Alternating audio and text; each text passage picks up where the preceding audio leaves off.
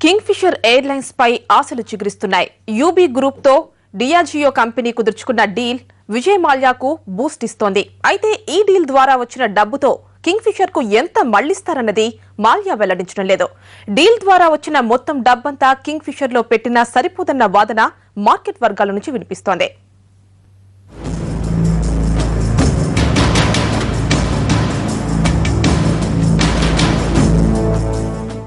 బ్యాంకులు అప్పులిచ్చేదే లేదన్నాయి. కేంద్ర ప్రభుత్వం పట్టించుకోవడం మానేసింది. ఫలితం కింగ్ఫిషర్ ఎయిర్లైన్స్ లాకౌట్, ఆపై ఫ్లయింగ్ లైసెన్స్ రద్దు. వీటికి తోడు కంపెనీ ఉద్యోగులకు బకాయిలు.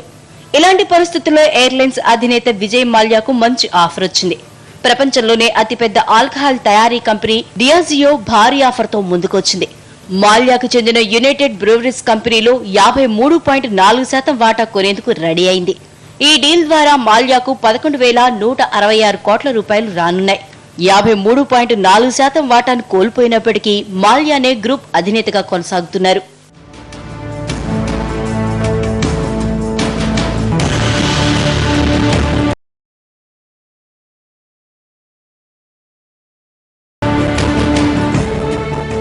పేకలోతు కష్టాలు నష్టాల్లో కూరుకుపోయి పతనం అంచుల్లో ఉన్న కింగ్ఫిషర్ ని గట్టెక్కించేందుకే మాల్యా ఈ డీల్ కుదుర్చుకున్నారని తెలుస్తోంది.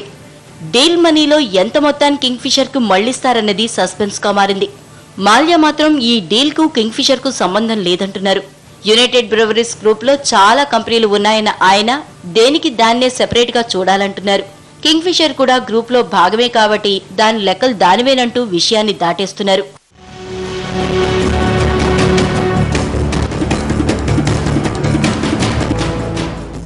ఒకవేళ డీల్ మొత్తం డబ్బుని కింగ్ఫిషర్ లో పెట్టినా ఫలితం ఉండదంటున్నారు మార్కెట్ విశ్లేషకులు.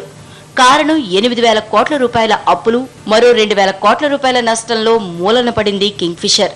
తాజాగా సెకండ్ క్వార్టర్లో 1,000 కోట్ల రూపాయల నష్టాలు వచ్చినట్లు లెక్కలు తేల్చాయి.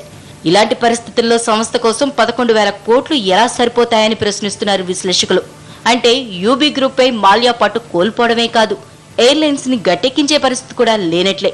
ఓవరాల్ గా ఈ డీల్ వల్ల మాల్యాకు కలిసొచ్చేదేమీ లేదనే అర్థమవుతోంది.